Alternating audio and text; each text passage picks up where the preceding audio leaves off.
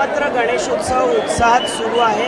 मी सध्या लालबागचा राजा सार्वजनिक गणेशोत्सव मंडळाच्या बाप्पाच्या मंडपाच्या परिसरामध्ये आहे। आपण पाहतोय मोठ्या संख्येनं देशभरातून अनेक भाविक हे लालबागच्या राजाच्या दर्शनासाठी आज देखील आलेले आपल्याला पाहायला मिळत आहेत। गणेशोत्सवाचा आजचा 9वा दिवस आहे आणि 9व्या दिवशी सलग मोठ्या संख्येनं देशभरातून राज्यभरातून परदेशातून अनेक नागरिक हे लालबागच्या राजाच्या दर्शनासाठी आपल्याला आलेले पाहायला मिळत आहेत। साधारण 1 तास ते 2 तास रांगेत उभे राहिल्यानंतर बाप्पाचं दर्शन अखेर मिळत आहे।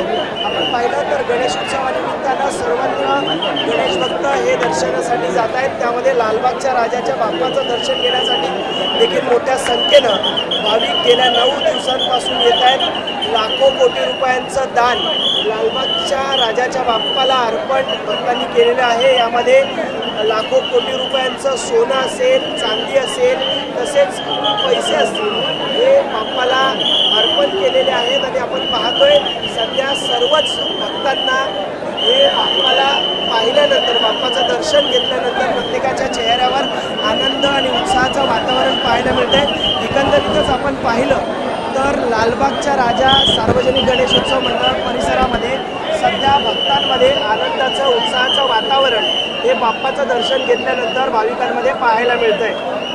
कॅमेरामन अनुप रस्तोगीसह अल्पेश करकरे, एबीपी माझा, मुंबई। एबीपी माझा, उघडा डोळे बघा नीट।